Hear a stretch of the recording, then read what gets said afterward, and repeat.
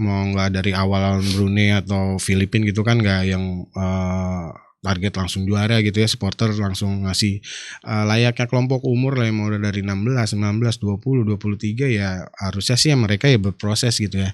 Dan kita tahu juga kemarin juga banyak juga pemain yang ya underperform juga, ada yang cedera juga ya.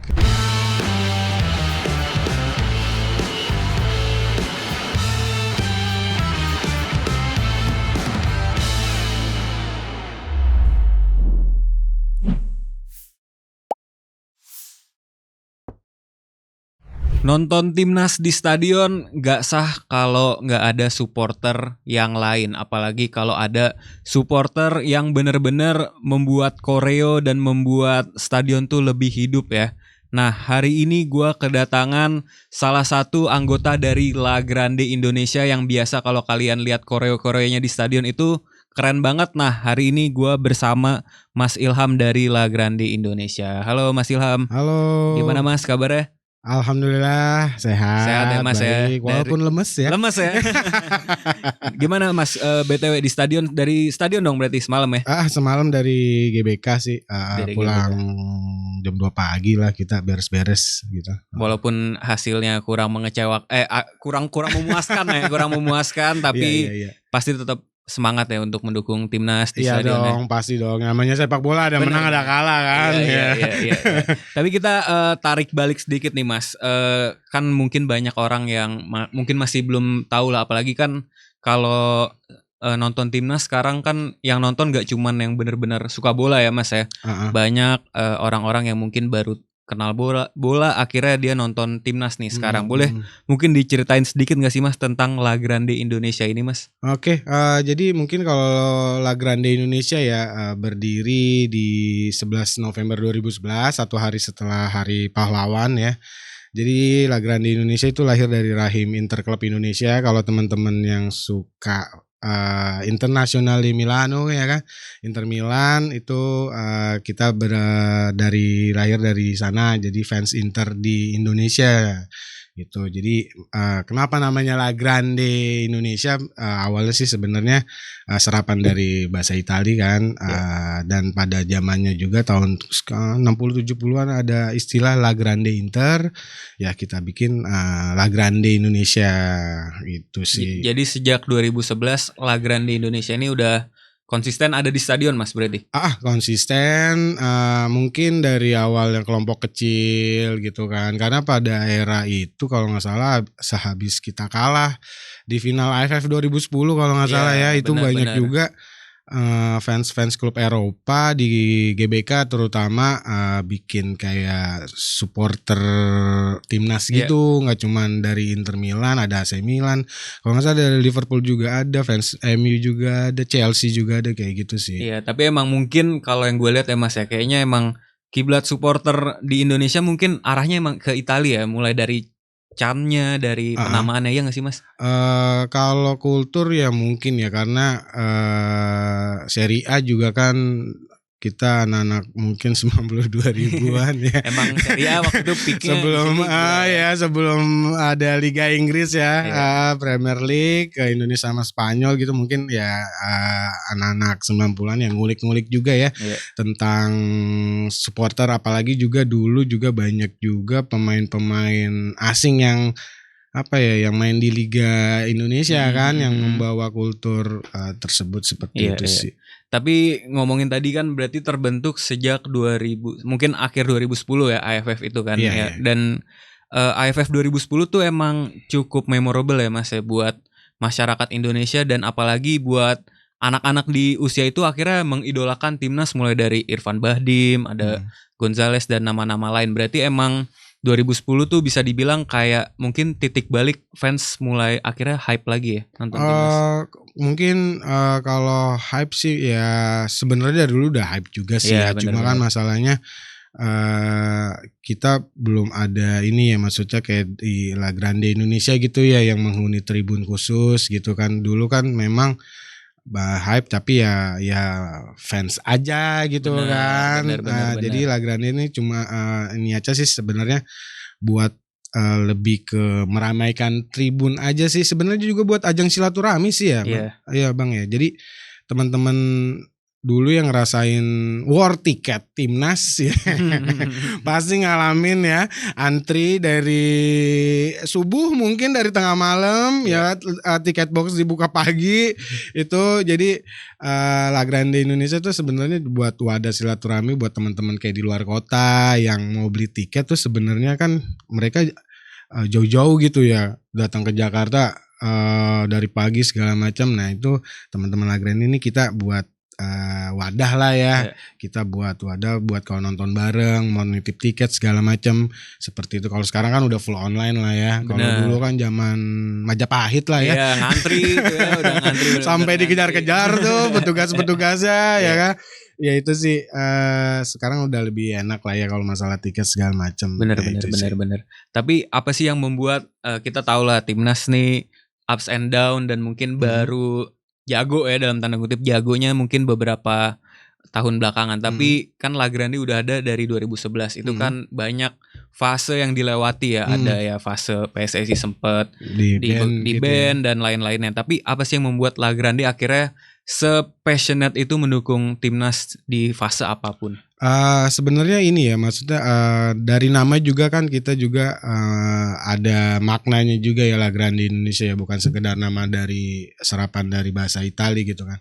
La Grande Indonesia kan kalau dimaknai itu ya Indonesia yang besar ya, Indonesia yang besar juga kan Indonesia Raya gitu.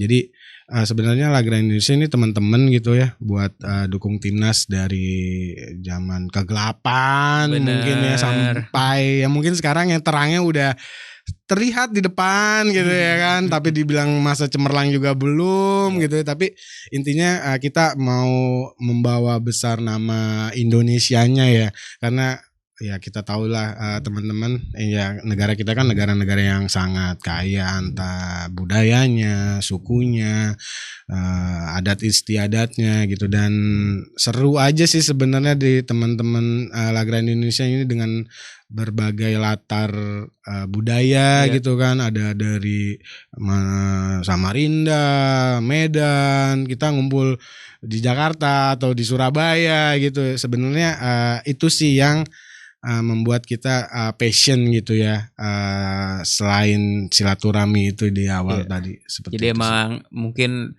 lebih ke ajang menyatukan ya, menyatukan orang-orang yang berbeda untuk mendukung timnas Indonesia itu ya. Apalagi kalau di La Grande Indonesia kan, kalau untuk supporter lokal kan macam-macam juga backgroundnya kan. Ada The Jack juga ada Viking Boboto juga ada Bonek pun juga ada. Jadi Pasopati ada, Brajamusti ada. Jadi kalau kita ada match day gitu, kayak misalnya di GBK semalam, ataupun kemarin seperti di round 3 gitu ya, terakhir lawan Tiongkok itu, ya guyup aja di dalam tribun ya kan, sambil chit-chat tuh ntar Liga 1 gimana atau Super League gimana nanti WD gitu-gitu ya. Namanya supporter lah ya, ketemunya pasti enaknya kan di tribun dan di luar stadion gitu kan. Bener, dan jadinya udah melupakan background itu. Iya, udah jelas. Itu udah nggak ngaruh lagi. Iya, udah melebur aja ya, adanya cuma merah putih lah. Betul, setuju. Nah, apa momen paling berkesan selama La Grande ada di stadion buat Mas Ilham sendiri? Pas nonton pertandingan apa sih Mas? Kalau momen sih sebenarnya kalau dari teman-teman La Grande ya gue juga sih sebenarnya ya round 3 sih semua home itu memorable lah. Buat teman-teman La Grande ya, karena satu ya living on the momentnya, kita belum pernah di sana berada di sana ya round 3 dan menjamu negara-negara besar, Arab Saudi, Jepang, Tiongkok, Australia itu di Gelora Bung Karno itu mungkin 10 tahun belum tentu bisa lagi benar. Biasanya kan mentok aja di round 2 ya itu sih. Dan kita bisa bersaing ya melawan negara-negara dan itu. Akhirnya kan kita lolos ke round 4. Itu sih memorable, dan ya teman-teman juga udah pada tahu juga kan kreativitas selama di round 3 ini, dari lawan Australia home sampai yang terakhir lawan Tiongkok. Itu kita menghiasi Tribun Utara juga kan dengan maksimal, kita support penggawa timnas juga dengan maksimal juga, bahkan ya itu 12 poin dari total kita raih di round 3 itu 10 poin di kandang. Benar-benar kita itu strong banget sih. Ya, karena kita udah lihat dari awal drawing ini harus kita manfaatin banget di laga kandang. Karena untuk away kayaknya susah berharap ya kalau sebagai supporter ya maunya sih menang mulu tapi kan realistis juga sih. Benar. Dan emang kemarin benar-benar menurut gua ke stadion juga Mas kemarin selama round 3 ini hampir semua laga home gua ke stadion dan emang gue merinding sih ngeliat koreo dari La Grande keren-keren banget sih. Dan itu emang bener-bener jadi apa ya? Jadi ciri khas kita lah tiap main home, koreonya beda-beda dan pasti tuh buat pemain bakal ini banget sih, nambah semangat mereka banget. Dan udah masuk akun-akun gede juga kan koreo dari La Grande. 4-3-3 ya segala macam ya. Iya, pokoknya mantep banget sih di round 3 dan walaupun round 4 bukan di sini tapi pasti ada sesuatu nggak Mas nanti untuk di mana sih Arab berarti ya? Di Arab ya? Di Jeddah ya. Jadi selama ya minggu-minggu ini sih ya kedepannya juga teman-teman La Grande Indonesia juga berkomunikasi kan teman-teman di Garuda Arab ya. Jadi sekarang kan udah banyak juga kan warga kita di luar negeri yang membuat supporter timnas gitu ya. Kemarin kan ada pas kita ke Osaka ada Garuda Jepang, pas kita ke Sydney ada Garuda Australia, di Arab itu ada Garuda Qatar, Garuda Arab gitu kan. Kita udah kontak-kontakan sih mereka. Cuma kan masalahnya belum tahu juga nih masalah kapasitas kita di sana dapat berapa tiket ya dan persentasenya seperti apa kita juga belum tahu. Yang pasti teman-teman sih udah mau berangkat lah ya. Siapa sih yang gak mau kayak 180 menit menjelang Piala Dunia betul, ya betul. Selama La Grande Indonesia berdiri kita belum sedekat ini sih dari Piala Dunia kan. Jadi ya 2 match 2 kali 90 menit ya kalau ada rezeki ya kita teman-teman sih akan kesana gitu. Oke, jadi nanti teman-teman bisa tunggu aja ya koreo apa yang ada di Arab nih. Dan kalau kita away day gitu juga kan untuk koreo gitu kita juga harus taati peraturan dari tuan masih rumah harus koordinasi juga ya. Beda dengan Gelora Bung Karno, beda juga sama kemarin kayak kita di Suita Stadion gitu di Osaka ya pasti kan ada peraturan yang boleh, yang nggak boleh gitu segala macam sih. Iya, karena ada yang bilang selama ada oksigen pasti ada orang Indonesia Mas di situ. benar. Jadi nanti pasti di Arab bakalan ada, tapi tunggu aja ya nanti sekeren apa nanti La Grande di Arab. Tapi kita ngomongin AFF U23 nih yang masih baru selesai ya. Kalau per kita syuting nih tadi malam baru selesai dan ya hasilnya mungkin tidak sesuai ekspektasi kita, tapi overall menurut lu gimana Mas kita di AFF? Sebenarnya kalau untuk dari teman-teman sih gitu ya bincang-bincang gitu ya di luar tribun gitu tentang AFF U23 ini ya. Sebenarnya sih kalau dari anak-anak sih ini ajang pemanasan aja sih ya. Ajang pemanasan untuk ya kualifikasi AFC U23-nya gitu ya. Memang kita juga mau nggak dari awal Brunei atau Filipina gitu kan nggak yang target langsung juara gitu ya, supporter langsung ngasih layaknya kelompok umur lah yang mau dari 16, 19, 20, 23 ya harusnya sih ya mereka ya berproses gitu ya. Dan kita tahu juga kemarin juga banyak juga pemain yang ya underperform juga, ada yang cedera juga ya, kayak Arkan Fikri, ya Tony gitu ya. Ya Raven juga sempat kemarin lawan Thailand juga akhir match didorong pakai kursi roda dan dipaksakan juga main kemarin lawan Vietnam gitu kan. Ya karena kita juga tahu ya krisis pemain depan juga ya. Selain ada Hoki Caraka gitu ya, dan Hoki Caraka juga ya kemarin juga pas lagi awal akhir match Thailand gitu kan dia ke tribun ya kita sebagai supporter juga mengingatkan Hoki gitu ya untuk mengembangkan lah ya karena Hoki juga kan aset striker kita ya. Maksudnya dia kan yang langganan juga dipanggil dari timnas ya, senior dari Sintayong dari kan kelompok umur ya, dari kelompok umur sampai kemarin itu senior juga dipanggil. Jadi sebenarnya Hoki juga punya kapabilitas gitu buat jadi penyerang gitu ya. Tapi ya Vietnam ya jujur aja sih lebih baik sih ya semalam ya. Kita juga nggak bisa berbuat apa-apa juga lawan Vietnam ya.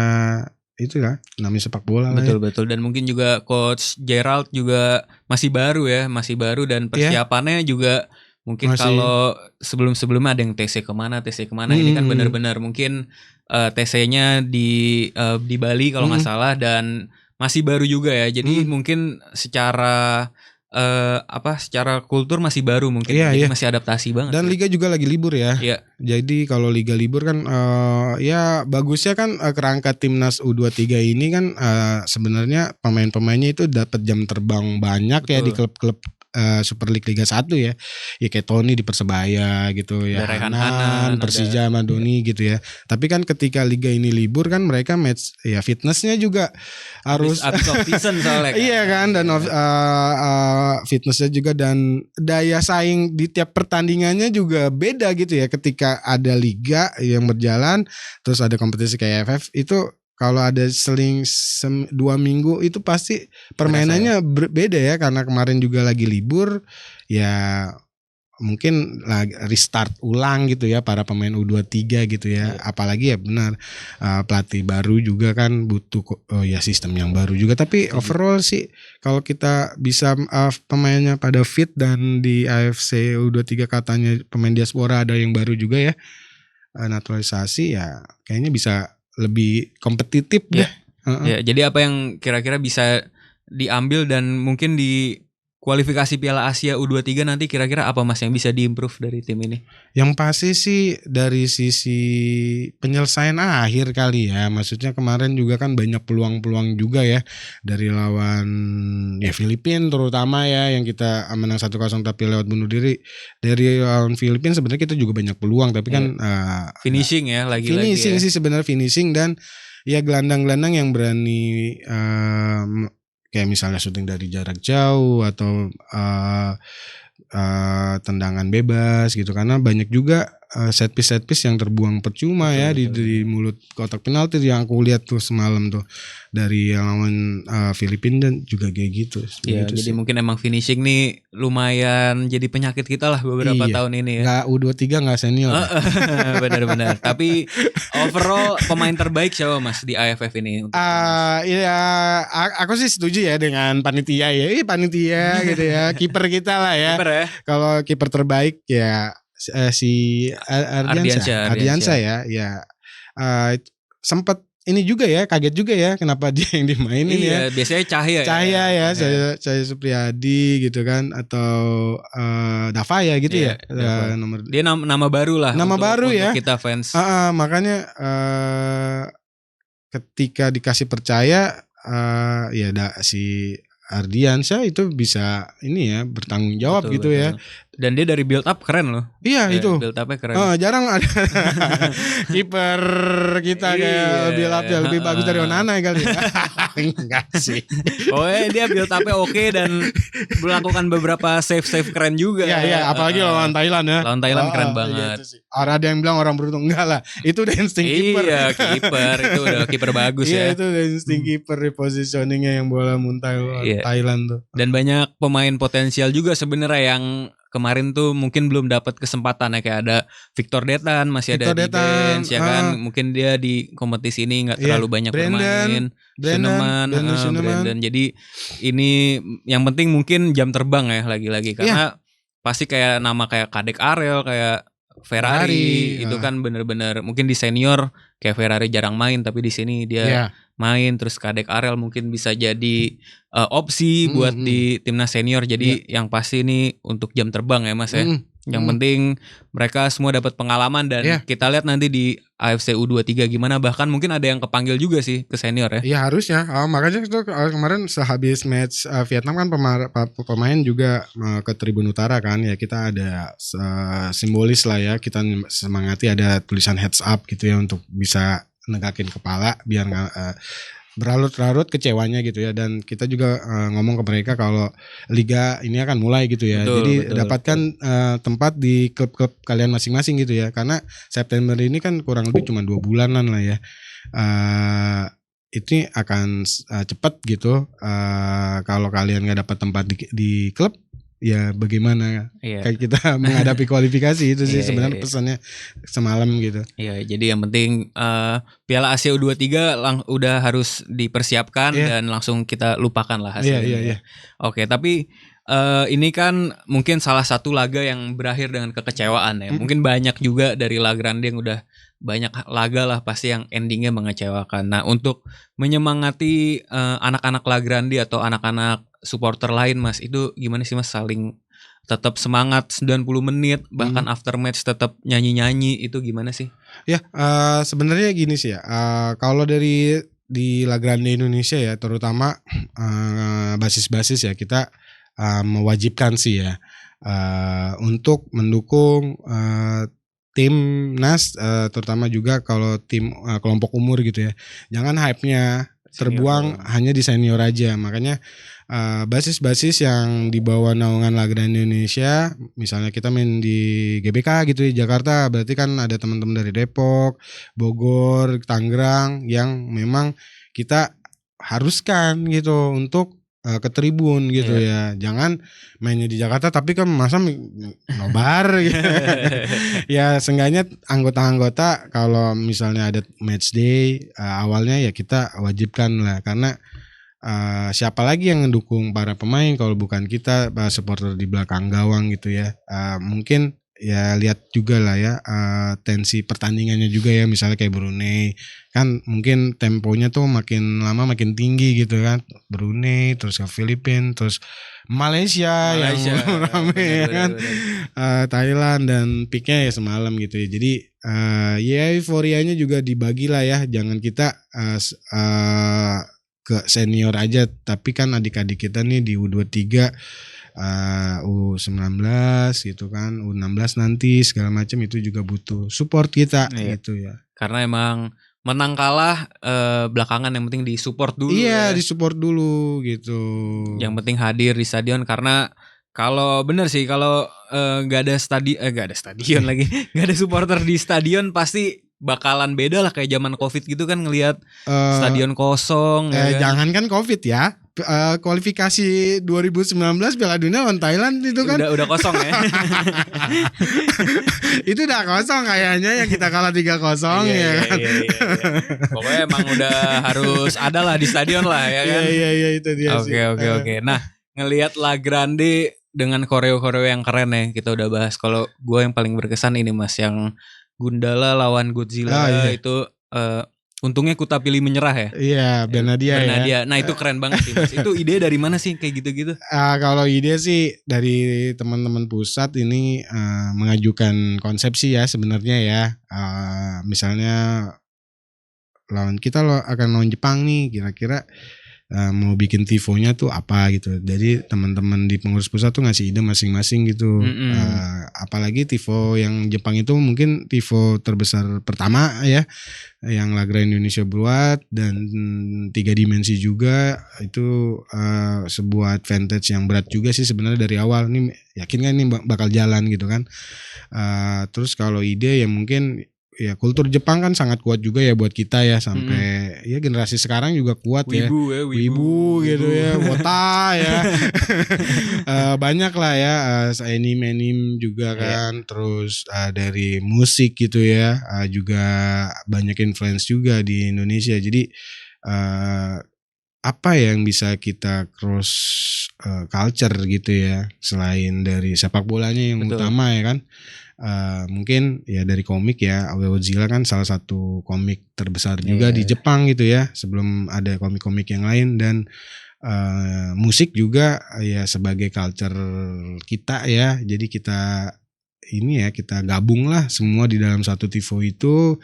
Gundalanya representasi dari culture komik Indonesia dari ya dulu, mungkin diremajain sama Bumi Langit ya film ya. Iya, ada filmnya. Iya, kenapa Gundala ya, karena anak-anak paling relate kali ya. Paling relate dan filmnya pun paling terbaru gitu ya. Benar. Kalau disuruh Gundala, kalau mungkin kalau Gundalanya nggak ada film mungkin kita nggak tahu juga itu. Cari yang lain ya. Cari yang lain gitu. Tapi karena Om Joko Anwar dengan film-filmnya ya kan, itu juga banyak kita seneng gitu ya, kita nonton. Jadi Gundala, dan elemennya juga sama gitu ya, petir gitu kan. Si Godzilla petir, Gundala petir gitu.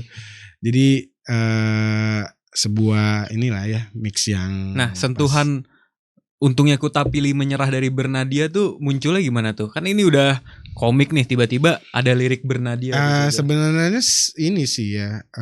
Lagi hype ya waktu itu Bernadia. Satu ya lagi hype ya Bernadia ya albumnya ya. Dua mungkin satu kalimat itu yang cocok juga buat perjuangan kita di round 3 sih. Sebenarnya itu bukan buat Jepang sih ya, bukan buat pertandingan itu aja sih, tapi untuk sampai selesai di round 3 ya.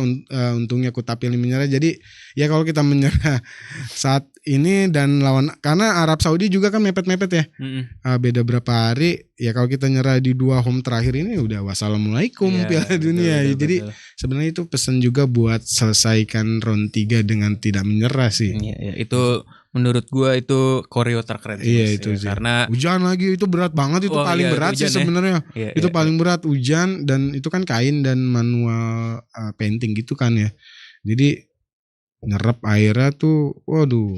Makanya kalau dilihat tuh ada video-video kalau di platform sosial media itu ada satu tali yang putus di sebelah kiri kalau dari depan gitu. Itu saking beratnya kita narik. Karena hujan itu. Iya, karena hujan.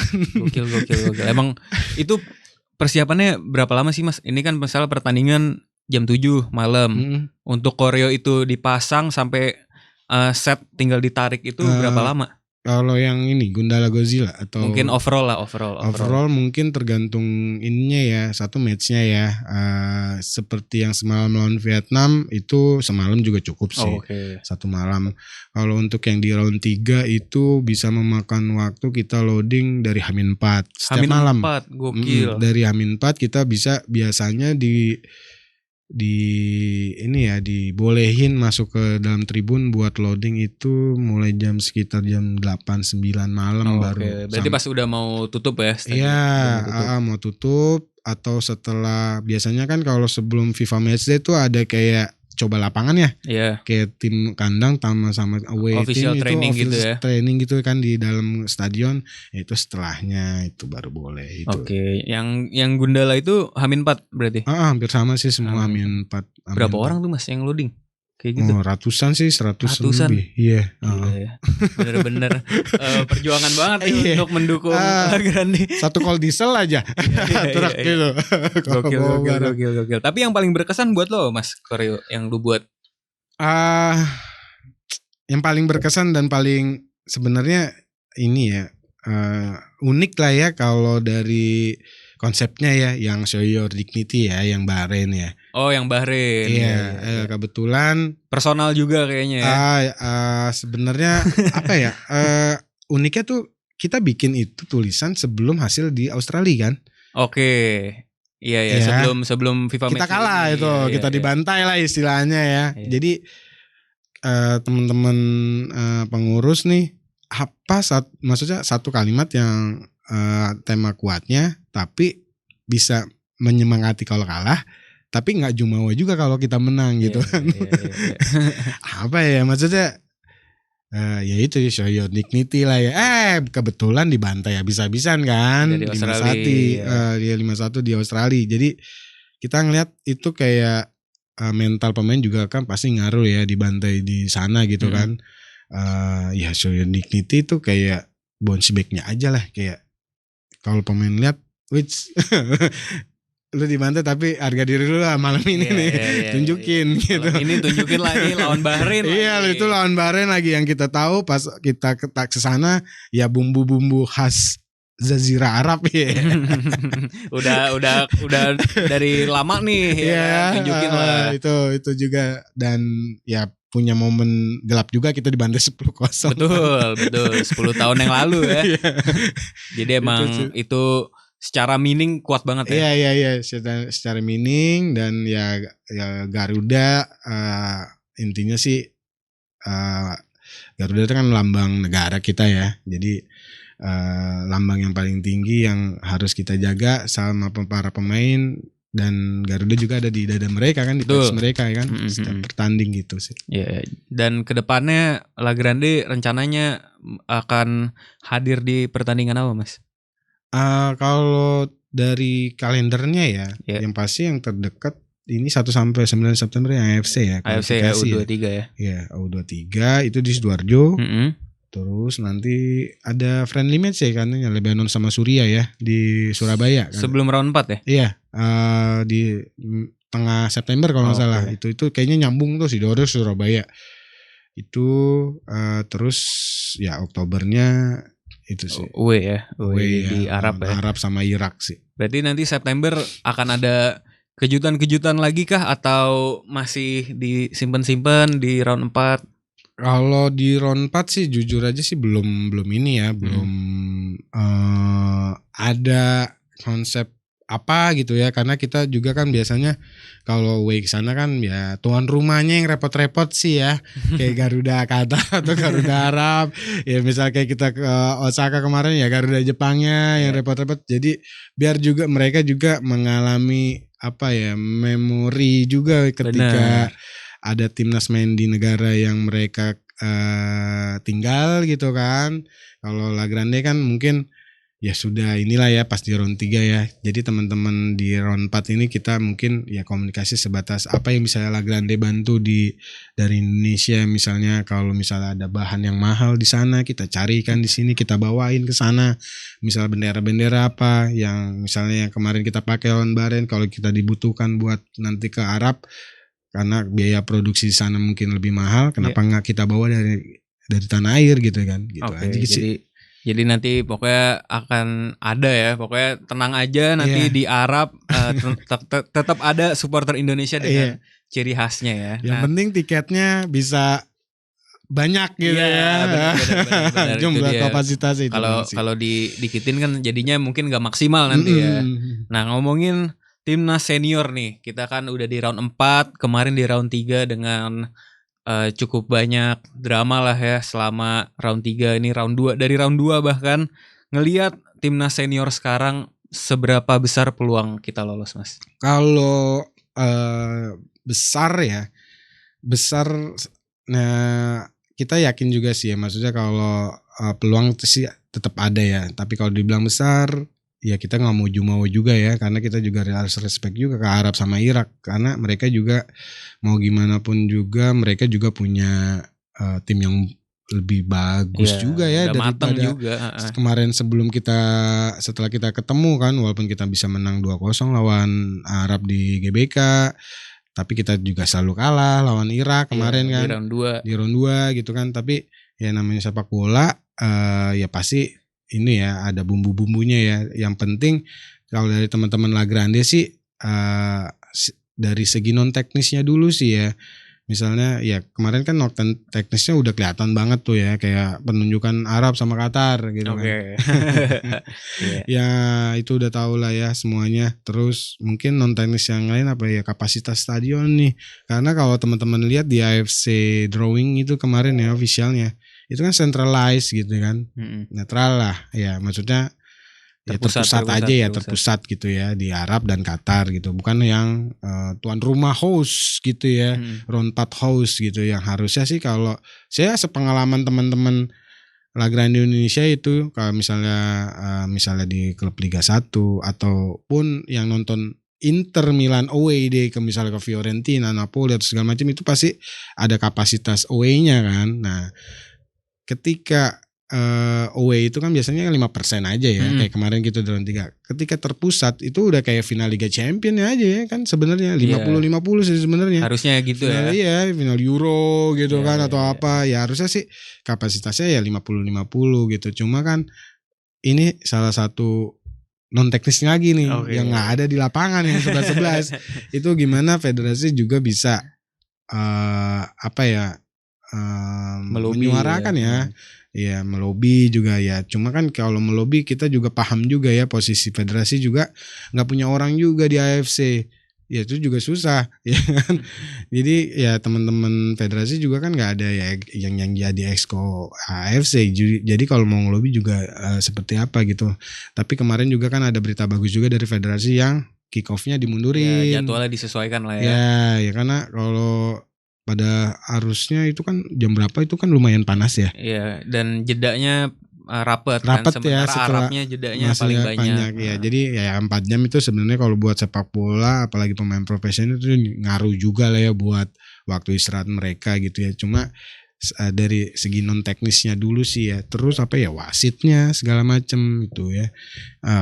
Ya itu sih yang kita akan lihat seperti apa gitu ya nanti menjelang match gitu.